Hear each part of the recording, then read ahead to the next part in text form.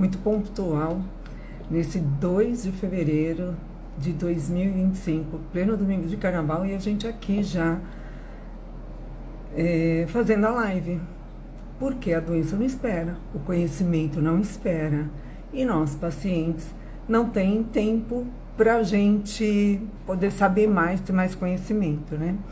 Bom, eu estou só esperando um pouquinho aqui, entrar um pouco mais de pacientes, cuidadores, mas vou começar a falar um pouquinho sobre o que nós vamos falar hoje.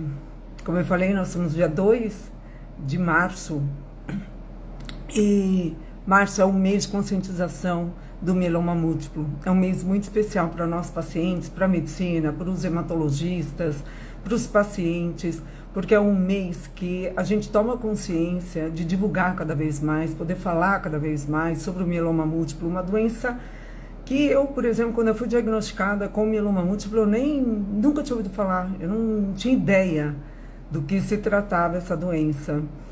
E também não conhecia o Março Borgonha, que é uma cor escolhida para dar um significado, para destacar o mês do mieloma múltiplo, assim como temos o outubro rosa, o fevereiro laranja, o novembro azul. O mês de março é o mês o mês Borgonha. O Borgonha é a identificação da conscientização dessa doença.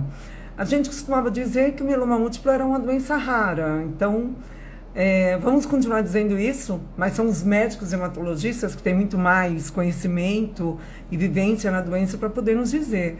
Mas com a nossa participação de divulgar, cada vez ela fica menos rara, porque as pessoas podem ter a doença e não sabem que as têm, não é verdade?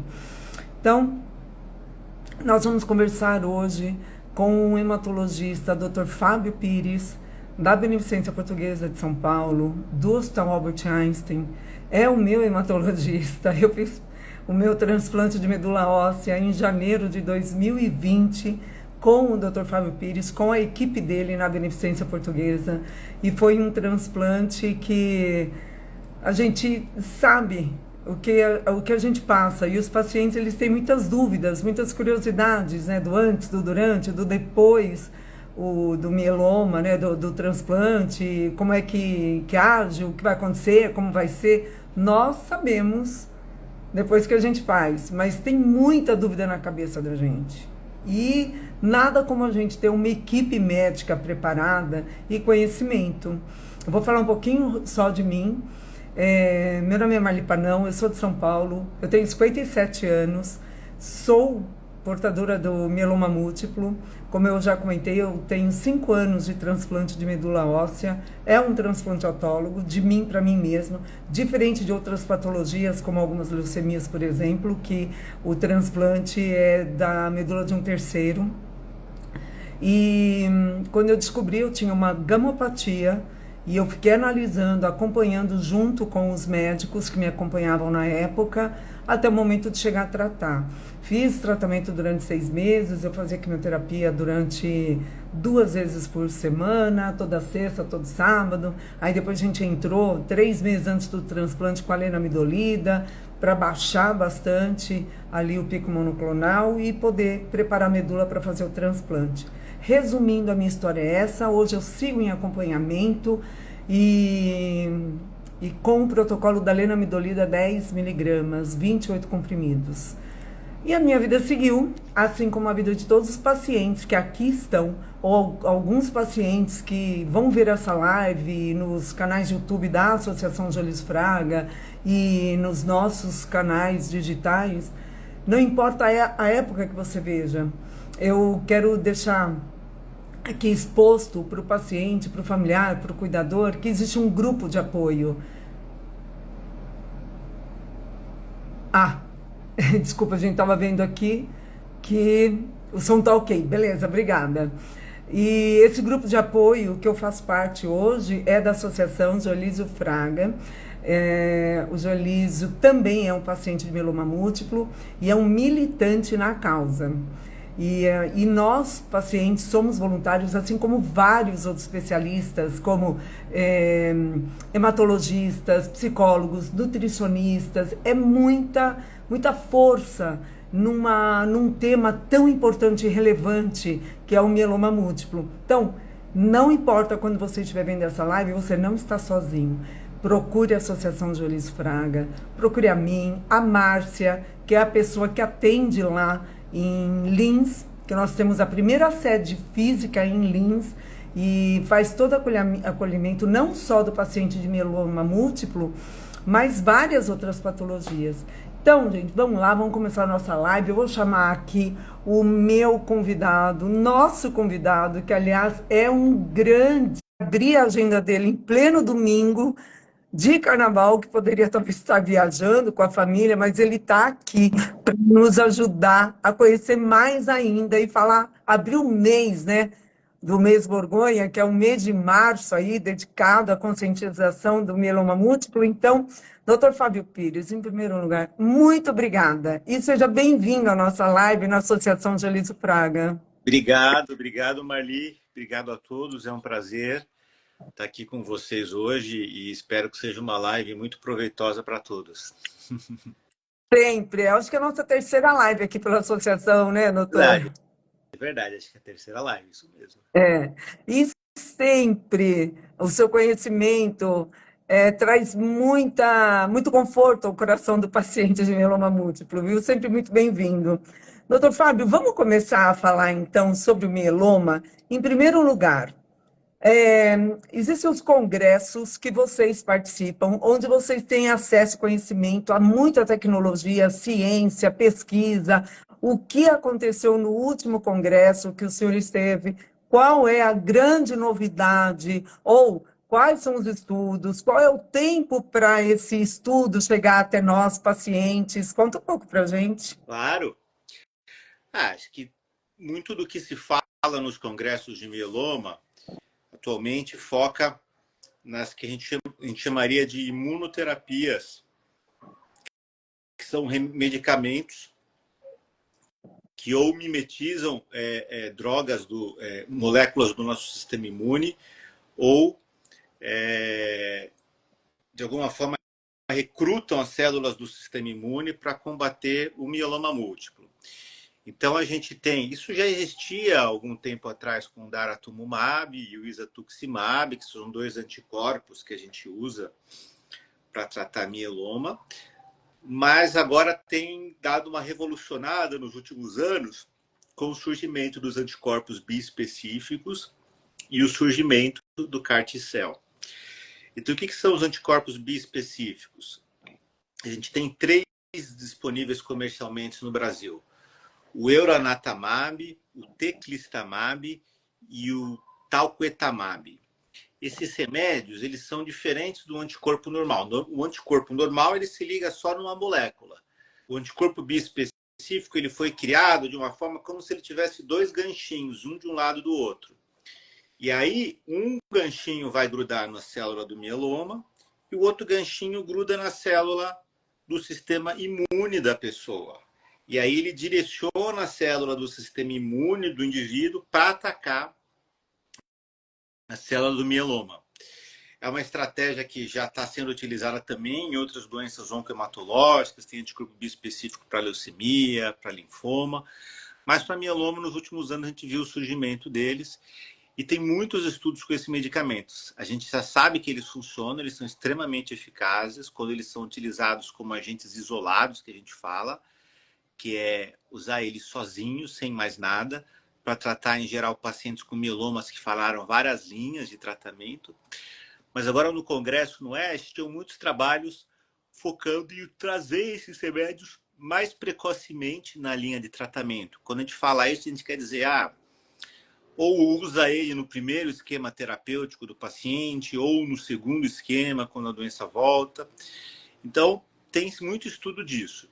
E também tem estudos do CAR-T-cell. CAR-T-cell, o que é o CAR-T-cell? CAR-T-cell tenho certeza que a maioria de vocês já ouviu falar disso em algum momento, né? É uma terapia celular, não é algo como um remédio que você toma, é mais uma terapia celular que a gente fala, que é o que? A gente colhe o sangue da pessoa, isso é feito no banco de sangue. Aí isso é mandado para um laboratório que fica no exterior. Nesse laboratório, eles vão separar os linfócitos T de tatu, que é um tipo específico de célula da imunidade. E aí eles modificam o linfócito em laboratório para ele conseguir reconhecer de maneira mais eficaz a célula do mieloma e matar ela diretamente. E eles fazem isso através de engenharia genética, inserindo na molécula, na célula, no linfócito T do paciente, do próprio paciente, uma molécula nova. E aí essa bolsa, eles expandem isso no laboratório, e aí essa bolsa, um monte de células de linfócitos T treinados, tratados, como se fosse um monte de linfócito T que virou ninja. E aí eles mandam isso de volta para o Brasil e isso é infundido na veia do paciente. Tem muito estudo com carticel para mieloma múltiplo agora, estudos usando carticel em primeira linha, em segunda linha, em linhas mais avançadas, no lugar do transplante de medula.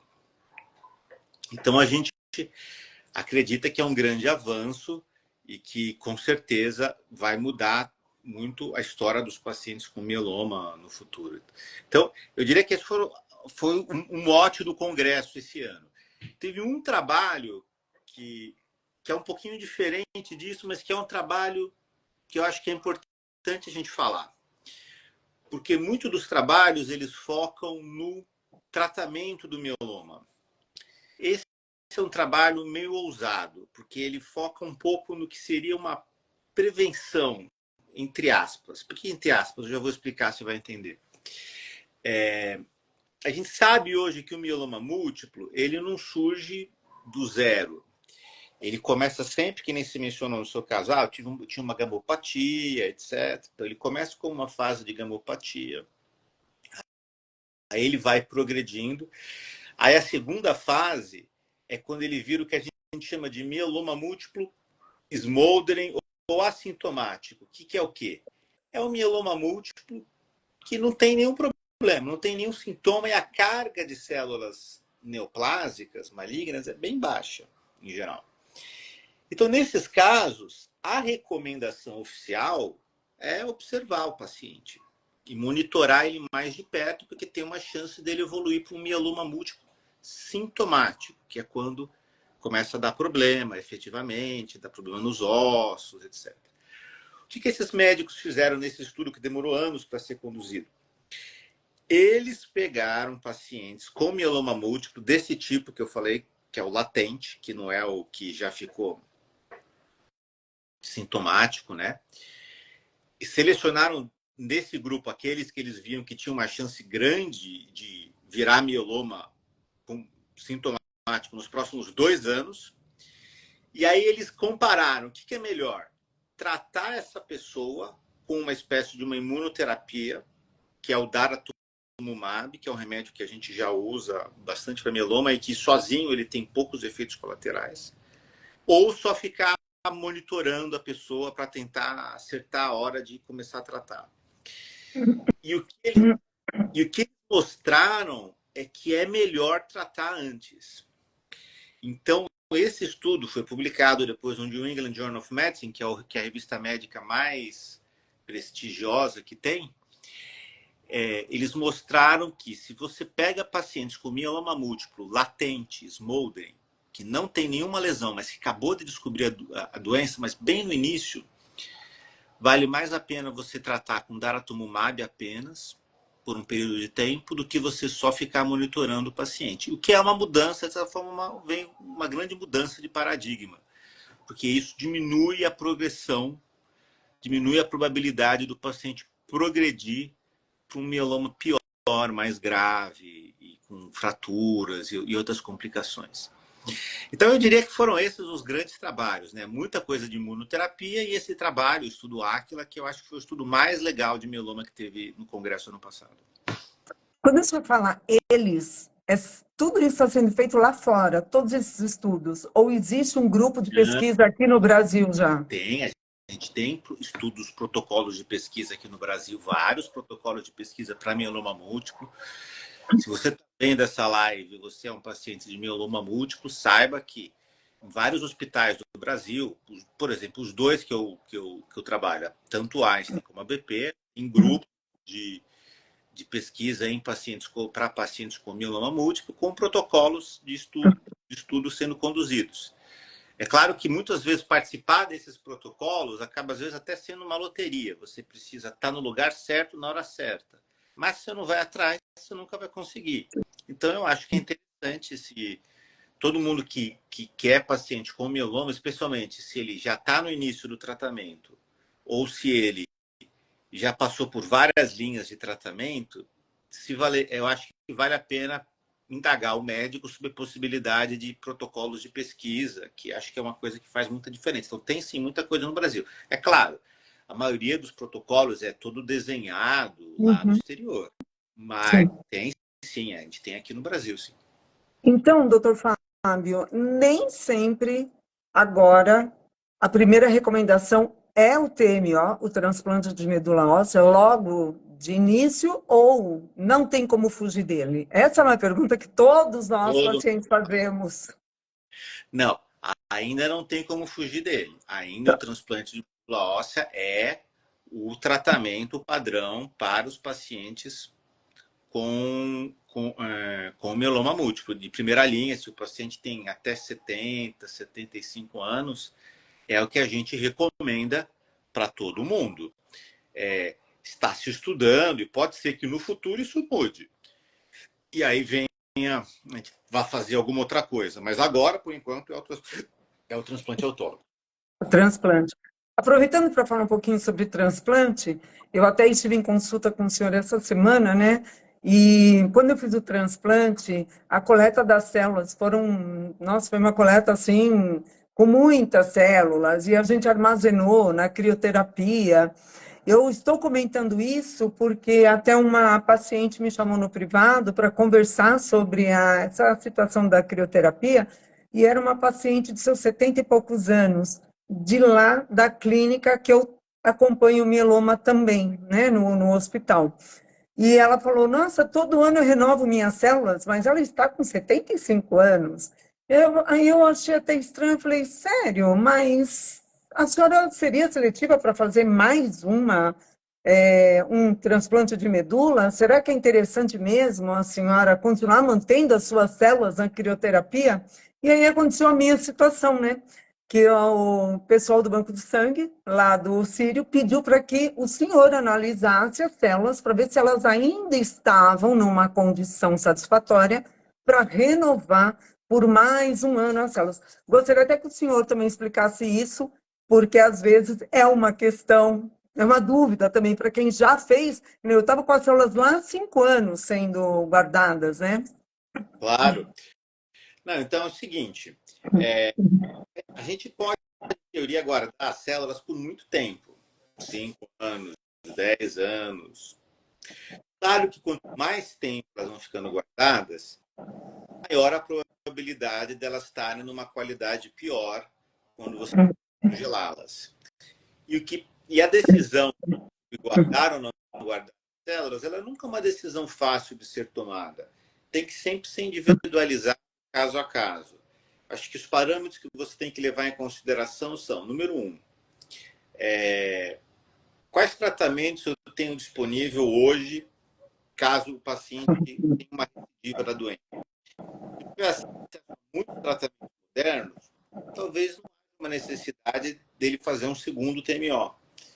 E eu poderia, talvez, nesse caso, prescindir disso. Segundo ponto, o paciente, muitas vezes, ele está trabalhando está sendo tratado no SUS, etc., onde muitas vezes o acesso aos novos medicamentos é mais limitado. Sim. E aí, especialmente se a pessoa é mais jovem, se está pensando num curso da doença muito longo, pode sim você lançar a mão de um segundo TMO. Então, tem esse ponto. Terceira coisa, a idade da pessoa. esse exemplo que você deu dessa senhora, ela tem 75 anos, então assim, ela não vai, provavelmente, quase certo, Sim. não vai passar. Uhum. É Então, verdade. é muito difícil a gente É oferecer que, esse procedimento para alguém de certa, com uma idade mais avançada, assim. Então, é, nesse caso, e a terceira coisa que tem que se considerar é a qualidade, como é que estão as células. Eles sempre fazem aquele teste de viabilidade. Se vê que a viabilidade está baixa, aí talvez sim, boa ideia. Então tem todas essas sim, coisas. Tem uma solução one size fits all. Você tem que sempre individualizar caso a caso. sim. Doutor, durante a semana, eu pedi para que os pacientes me enviassem no privado algumas perguntas. Eu tenho uma questão aqui da Lucimara, que ela me relatou, tá? Estou indo para o quarto ciclo, faço Dara, dexametasona e bortezomib. E agora eu comecei o talidomida também, mas não me sinto bem, muita fraqueza e dor nas costas. Já é meu segundo protocolo. O primeiro foi bortezomib, ciclofosfamida e a Dexa. O que o senhor tem a dizer? Eu sei que eu até comentei com ela, falou assim, né? O seu hematologista te acompanha. Aliás, a gente fala isso para todos os pacientes. O seu hematologista te acompanha, acompanha seus exames. É muito bom que se abra com ele. Mas também, às vezes, os pacientes também levam muito a sério quando eu falo, eu pelo menos falo assim, né? Não custa nada ter duas posições médicas, porque a minha história, que eu não vou contar agora, mas tem em algum lugar aí gravado, quando tudo começou lá em 2017, se não fosse uma segunda opinião também, eu teria queimado a largada, né, no meu tratamento. Mas o que o senhor tem para dizer para a Lucimara? Não, eu acho assim, ela está fazendo atualmente um bom protocolo, que é o ARA-VTD, né, que tem essas 4 drogas. O fato dela não estar se sentindo bem, infelizmente, é uma coisa que acontece com talidomida. Talidomida é um remédio chato de tomar. Ele pode ter muitos efeitos colaterais, sonolência, constipação, neuropatia, não sei se é isso que é essa fraqueza que ela está se referindo. Ela precisaria conversar com o médico, hematologista que está acompanhando ela, ver se não ficou claro para mim se ela estava bem e ela piorou agora que colocou a talidomida ou se ela já vinha mal antes. Então talvez teria que É, dar uma entendida melhor ela com ela o mudou médico. o protocolo, ela tinha um protocolo e mudou para o outro. Não sei se com a mudança ela deu essa Dessa pioradinha. piorada. Acho que Teria que foi ver isso. isso. Pode ser. Se for isso, pode ser por causa dos medicamentos. E a outra coisa que tem que se avaliar é a resposta que está tendo, né? Ela fez o VCD, deve não ter respondido direito, imagino, para ter trocado,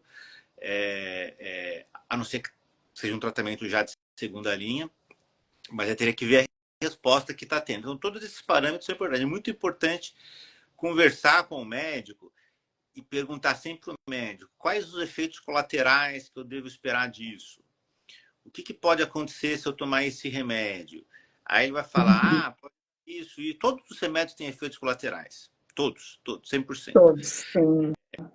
Então você tem que falar qual é a chance de eu ter isso, qual é a chance de eu ter aquilo, não sei o quê, só para a pessoa ter uma noção assim do que pode acontecer. Por exemplo, eu falei há pouco dos anticorpos biespecíficos, eles são remédios fabulosos, só que eles aumentam a chance do paciente ter infecção. Então a gente vê, os indivíduos fazem quadros infecciosos, às vezes chatos, desagradáveis, tem que internar com pneumonia. Então tudo tem o seu lado positivo e o seu lado negativo. Então é importante estar ciente disso para entender, falar para o médico, ó, não estou indo bem com isso aqui, o médico troca. Sim, simples assim. É, eu sempre costumo, quando eu vou até a sua consulta, ou mesmo com a doutora Mayra Letícia, eu tenho a minha listinha. Às vezes eu até escrevo e mando para o seu WhatsApp para eu não esquecer. Eu falo, não é nada, hein? É só para não esquecer do tema, né? Uhum. E a gente acaba esquecendo, às vezes, de alguns pontos que para nós é muito relevante, vocês estão super acostumados, ou não é tão relevante na nossa cabeça, mas para vocês médicos é extremamente importante. Às vezes é uma informação que o paciente não fala e o médico não sabe o que está acontecendo. Porque quando a gente chega em qualquer especialidade médica, o médico não sabe nada da gente. Nós temos que abrir a boca, nós temos que falar o que está acontecendo com a gente. E tem paciente que, às vezes, do jeito que ele entra na consulta, ele sai. E depois ele fica cheio de dúvidas. Então, seja qual for o sintoma, é fundamental, né, doutor Fábio, que seja exposto para o médico, Só né? precisa falar o que ela está sentindo para a É pessoa verdade. ajudar. É. Eu tenho uma pergunta aqui do Jairo, que é um paciente super assim engajado também. É uma pessoa que dá muito apoio para outros pacientes nos bastidores, vamos dizer assim, né? Então, a pergunta que ele tem para o senhor, doutor Fábio, não é bem, é uma informação, não é uma pergunta. Pós o TMO, feito em julho de 2023, imunidade baixa, plaqueta sempre na faixa de 60/70 mil, tomando Revlimid, sendo que o meu maior problema é a diarreia, que virou constante, virou o meu normal. É normal? Tem algum jeito de resolver isso? Tá. Olha, plaqueta baixa, idade baixa, às vezes precisa ver questão da isso pode ser efeito colateral da lenalidomida. A lenalidomida pode causar esses problemas de efeitos colaterais, como plaquetopenia e neutropenia, e que, se tiver tendo muita infecção, vale a pena ponderar a necessidade.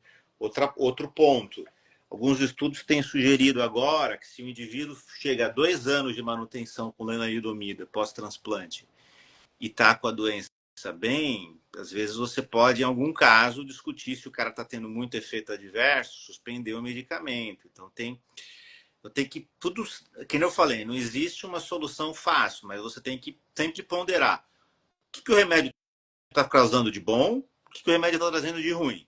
Será que essa plaquetopenia, essa diarreia, essa queda de imunidade são da lenalidomida? É possível que seja. Pelo menos, diarreia não me recordo de cabeça, mas pode ser que seja também. Agora, a plaquetopenia e queda de imunidade, a lenalidomida pode causar sim.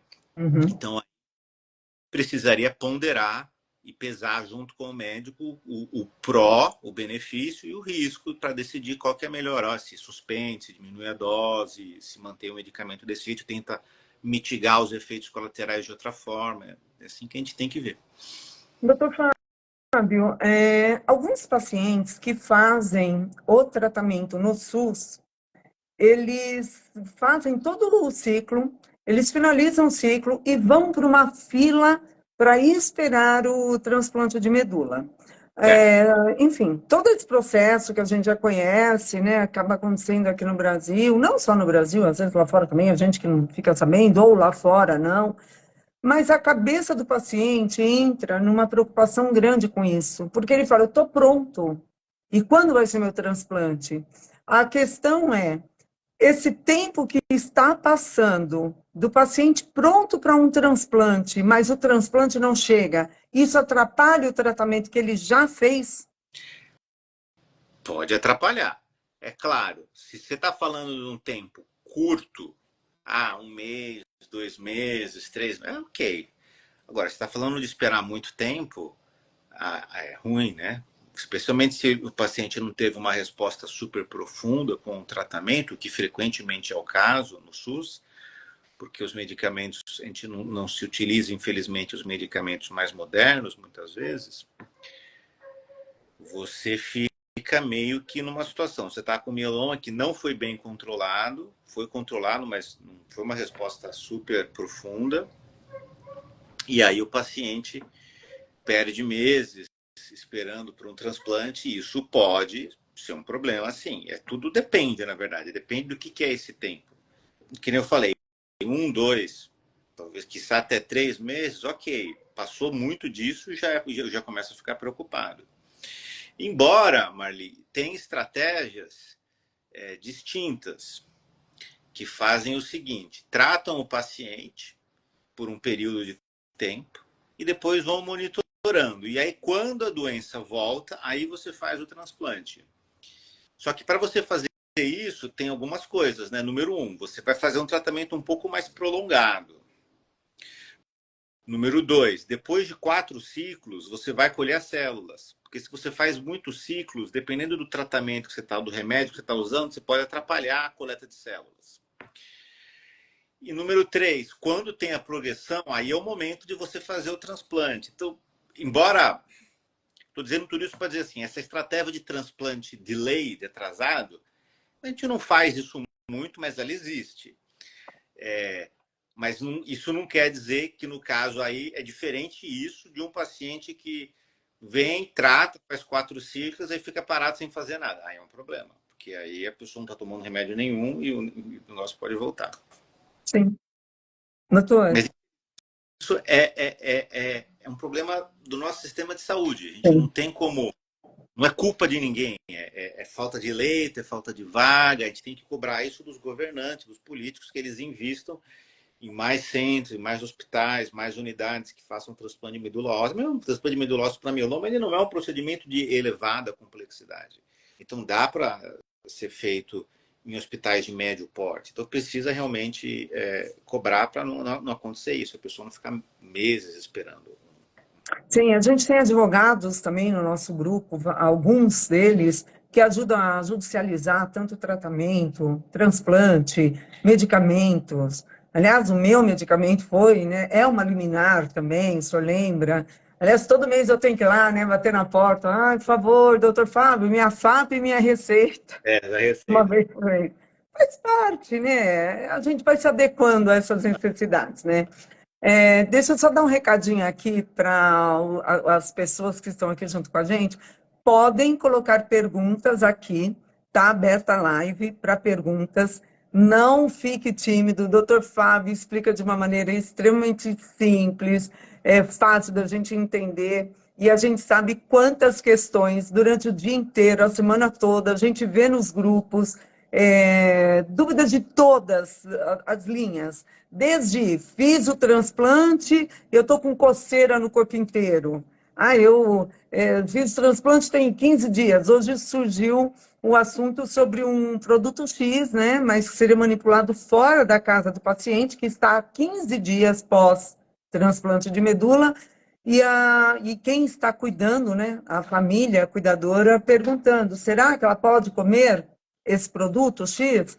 Então, a gente tenta ajudar assim, olha, talvez seja melhor não comer nada, trazer de fora para dentro de casa, porque a gente não sabe a procedência certinha, né?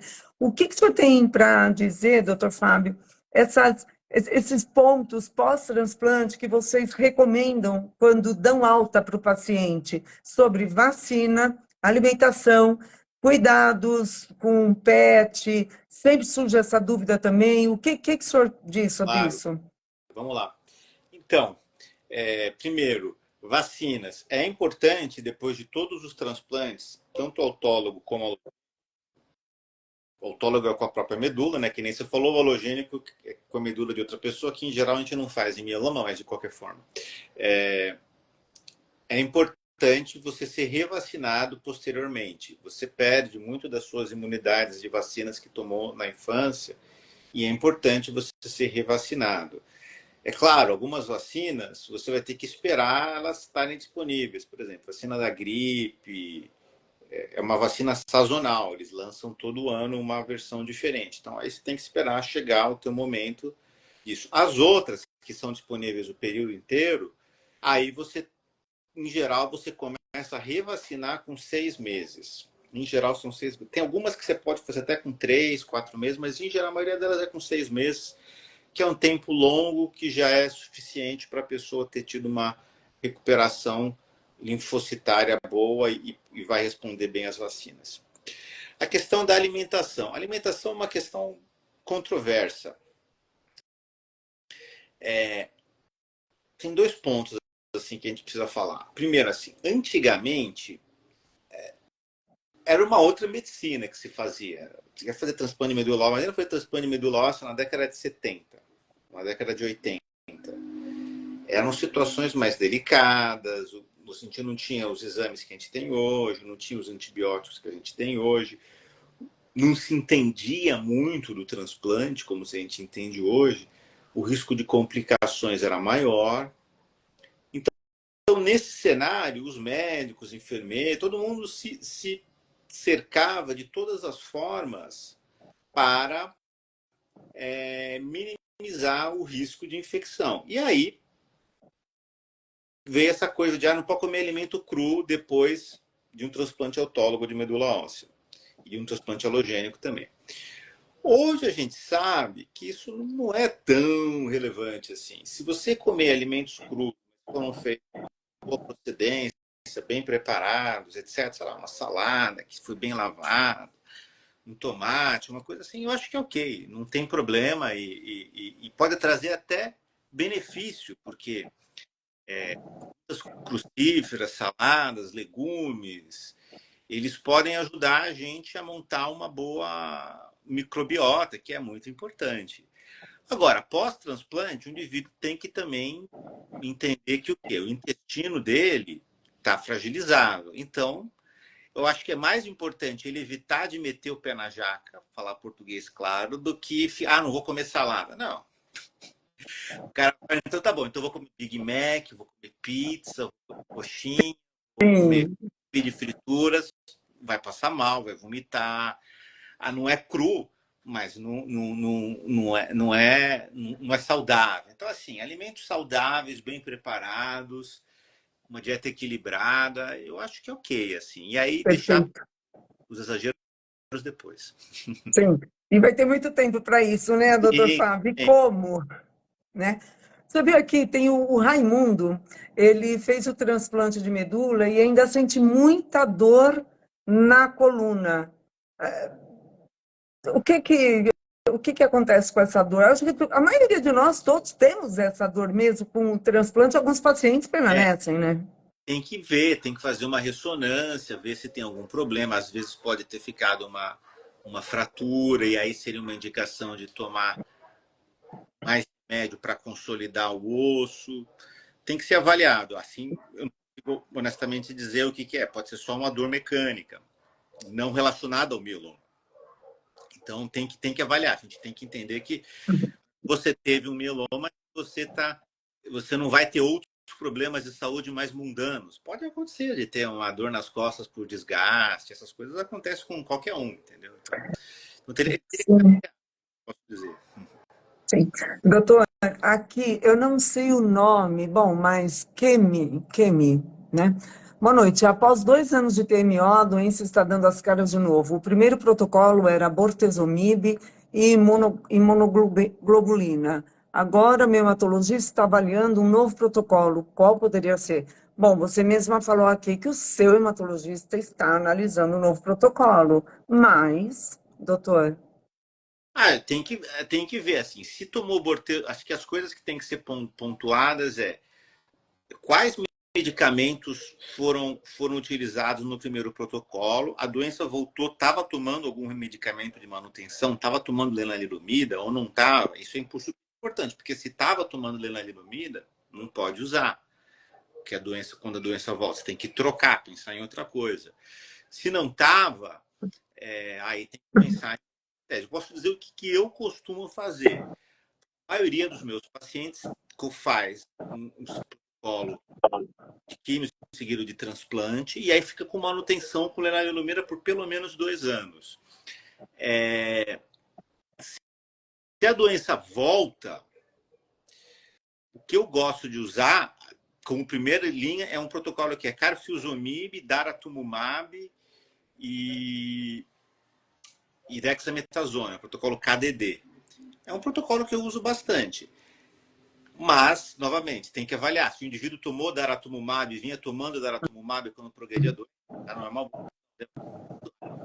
Tem que pensar em coisas. Sim. Isso é difícil. Como surgiu o remédio, tem uma fácil. Doutora, é impressionante, né? Tudo relacionado à saúde, doença, medicina, nós somos únicos. O que serve para mim não serve para outro paciente, ou do outro não serve para mim, enfim. Então, é muito pessoal. E cada hematologista e profissional da área da saúde que acompanha o paciente está sempre muito mais atento e por perto de vários pontos. Mas essa posição que o senhor falou aqui, Eu costumo usar tal protocolo. Isso é ótimo, né? Porque dá uma ideia, mais ou menos, do que está sendo praticado também na medicina. A Cristina, ela fez o transplante há 2 anos, faz um ano que toma lenalidomida de 15, e a médica está pensando em parar a medicação. É correto parar antes de 2 anos? Bom, o senhor acabou de comentar aqui algo a respeito, né? É, em geral, o que o pessoal tem falado é que se para com 2 anos, mas aí cabe um parênteses grande aqui. É 2 anos, se após 2 anos ele está com a doença totalmente limpa. Não é qualquer 2 anos, tem que estar com a doença totalmente limpa, com o que a gente chama de doença residual negativa. Se é isso, você pode pensar em parar, especialmente se o paciente está tendo efeitos adversos do medicamento. É correto parar agora? Não sei, seria perguntar para ela por que ela está sugerindo parar o remédio. Está tendo algum efeito colateral? Está tomando 15, pode diminuir-se para 10, pode diminuir-se para 5, se for a questão de efeito colateral. Eu acho que vale aí discutir um pouco com a médica para tentar entender melhor. Não é usual parar tão precoce, tá? Eu posso dizer Ó, isso. Que a gente... o Alberto agradeceu aqui, viu, a resposta do senhor. E o Raimundo acabou de falar, ó, eu estou com 5 fraturas. Eu fiz exame de tomografia, tá vendo? Às vezes as dores, foi o que o senhor falou, é uma dor mecânica. Precisaria ver com falar com um médico e passar com um ortopedista, ver se tem alguma coisa que pode ser feito para as fraturas, consolidá-las e diminuir essa dor, esse desconforto. Como eu também, né, doutor? Tudo a gente põe a culpa no mieloma. Tudo, vai tudo para É, conta do mieloma. Mas eu, investigando ano passado, pessoal, fui descobrir, eu tenho hérnias, eu tenho pico de papagaio, eu tenho rompimento do glúteo menor esquerdo, mas eu tenho tanta coisa mecânica que não é nem o mieloma em si. E essas dores, muitas delas, já tenho há muito tempo, mas são anos que eu as tenho, até antes de ser diagnosticada do mieloma. E aí, agora, depois do mieloma, falei, então vai sumir tudo? Não sumiu, opa, tem coisa errada. Então tem que investigar mesmo. Tá certinho, viu, Raimundo? Isso mesmo. Tá vendo? Foi lá, fez o exame e já descobriu o que é. Doutor Fábio, nós temos, deixa eu ver aqui, nós ainda temos 15 minutinhos de bate-papo. Eu abri para o pessoal que isso ia ser um bate-papo. Eu ia abrir falando sobre o EST, né, o congresso aí de dezembro, e que a gente ia deixar aberto para as perguntas para ser uma coisa muito tranquila. Ó, tá alegre. Ó. tô vendo, tô vendo.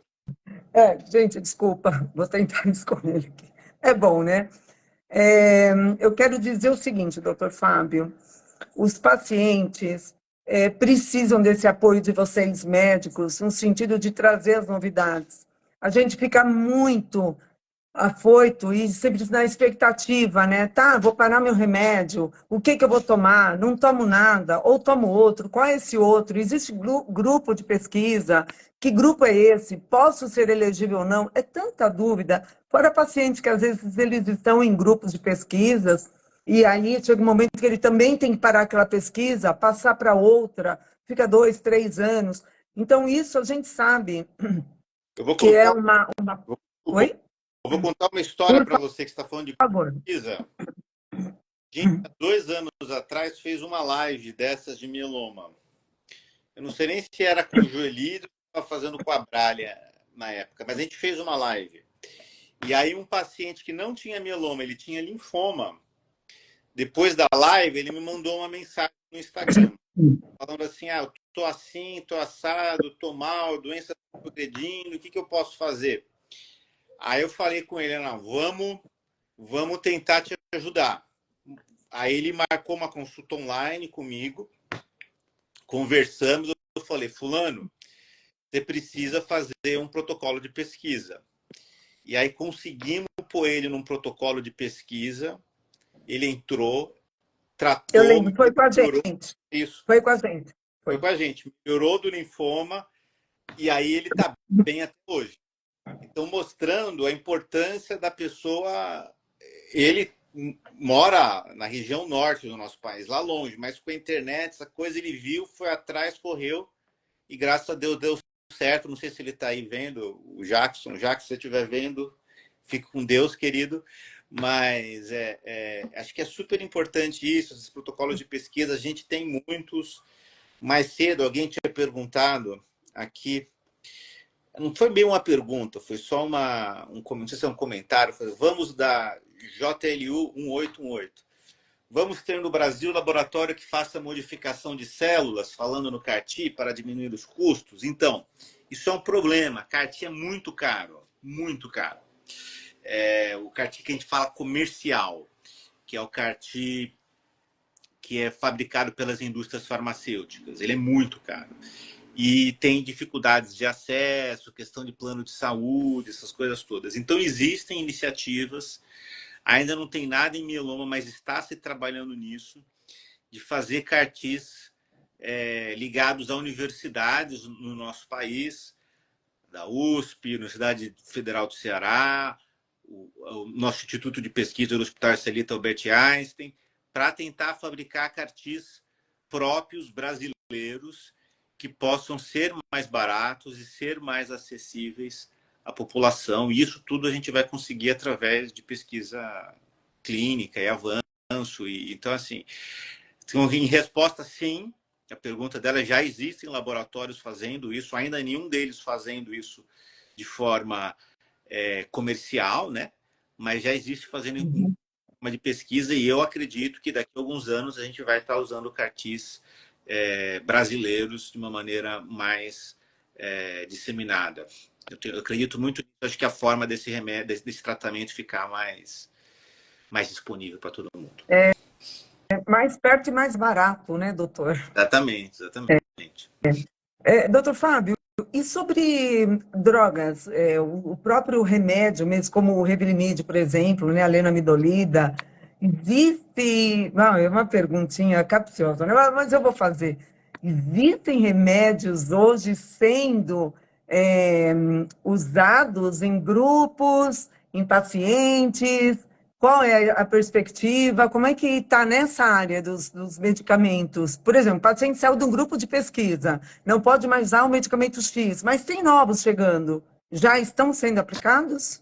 Sim, a gente tem muito remédio novo para mieloma chegando, que eu falei no começo da live, tem 3 anticorpos novos, tem novas derivações do lenalidomida, foi apresentado no ASH agora, o nome era meio complicado, como é que era? Mesigdomida, que é uma lenalidomida mais poderosa, tem a pomalidomida, além do Velcade, o bortezomib, a gente tem também o carfilzomib, o ixazomib, dos anticorpos a gente tem o Dara e o Isatuximab. Então, assim, tem várias classes e estão desenvolvendo novas classes de remédios para mieloma, com certeza. Se a gente vê nos congressos, é sempre muita coisa. Ano passado, aliás, o Brasil foi sede do Congresso da Sociedade Internacional de Mieloma.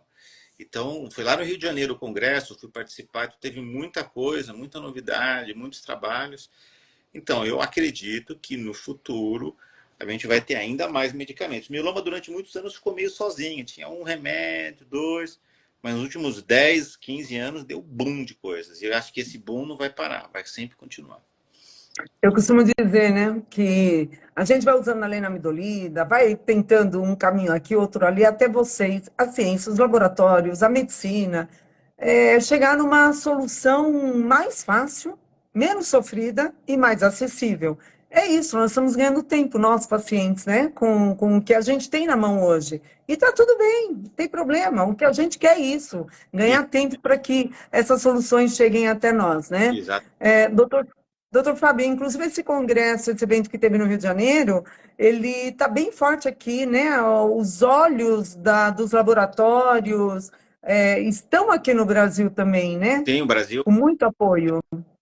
importante e é extremamente importante que o Brasil esteja no centro e participando dos grandes estudos de mieloma do Brasil, dos congressos, porque é a forma da gente conseguir ter acesso a todos esses tratamentos. Que bom. Não parem, por favor, nós precisamos muito de vocês, dessa dedicação, Com desse amor que vocês têm, né, pela hematologia. E, doutor Fábio, vamos encerrar agora a nossa um live sucesso com vontade de querer pessoas. ficar mais, mas o que o senhor quer, em cima disso tudo que a gente conversou, o que, que o senhor acha extremamente relevante o senhor deixar aqui de mensagem para a gente? Não, acho que a mensagem que eu quero deixar hoje, nesse domingo de carnaval, é uma mensagem de esperança. Assim. A gente sabe que o diagnóstico de um câncer, ainda mais um câncer como o mieloma, nunca é fácil, mas dizer para as pessoas não perderem as esperanças, que existem médicos, hematologistas muito bons, treinados, atualizados, que com certeza vão ajudar vocês aonde vocês estão para não desistir e keep moving forward, seguindo sempre em frente que a coisa vai melhorar. E está melhorando bastante do que foi quando eu comparo há 20 anos atrás, quando eu estava na residência, para hoje é uma outra realidade. E acho que os próximos 20 anos vão ser bem melhores ainda. Tá bom? Muito obrigada, doutor Fábio.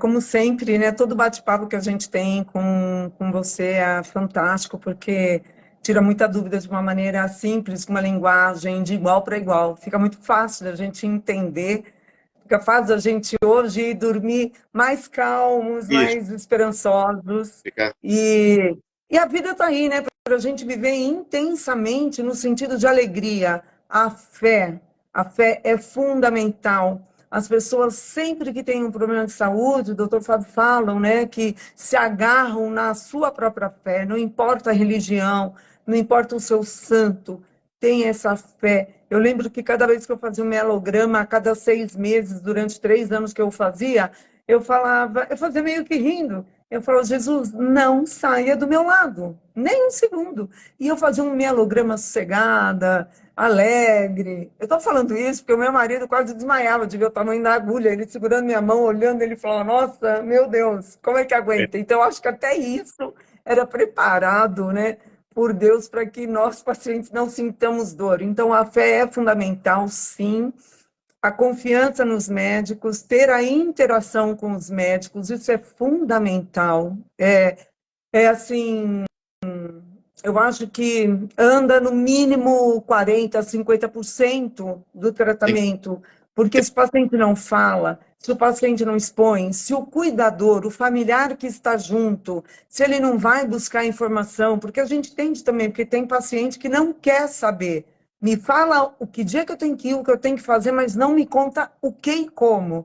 E está tudo bem, a gente respeita. Uhum. Então, às vezes, é um familiar, o marido, a esposa, um filho, o sobrinho, a mãe, o pai, o neto, alguém está acompanhando esse paciente. Então, essa pessoa também tem que estar preparada, não pode ficar desesperada, não pode ficar agoniada, não pode ter a fragilidade, porque se tem alguém que está sofrendo, é o paciente. Você, como cuidador, sofre e muito. Imagina o que o paciente está passando, né? As dores, as preocupações, as dúvidas na cabeça. E uma live como essa aqui, doutor Fábio, só nos serve para tirar muitas dúvidas, tirar assim, ó, do ombro, sabe? Jogando para trás, falou, opa, tirei, é um a menos, 2 a menos, porque isso daqui não tem preço, não tem dinheiro que pague esse contato que nós tivemos hoje aqui com o senhor.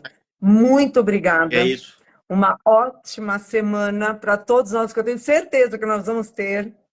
E já sei que vão pedir de novo. A gente vai ter que ter uma live de novo com o doutor Fábio, não importa se é no segundo semestre, novas informações, novidades. E espero que a gente possa estar juntos aqui de novo com toda essa galera que está aqui, fora os que ainda nos verão, né? Nos canais, né, do YouTube e tudo mais. Vai ficar salva a live, podemos divulgar, temos que compartilhar, porque o Março Borgonha é um mês importante para nós, pacientes de mieloma múltiplo, para vocês hematologistas, e nós temos que dar a conscientização dessa doença, que é tão traiçoeirinha, né, doutor? Sim, Como sim, a gente confunde mieloma, né? sim, exatamente. É uma doença traiçoeira. Mas a gente, se ficar em cima, a gente pega ela de jeito. É isso mesmo. Muito obrigada. Obrigada a todos vocês que estão aqui com a gente hoje e até a próxima live. É Obrigada. isso. Obrigado, gente. Até mais. Tchau, tchau. Tchau.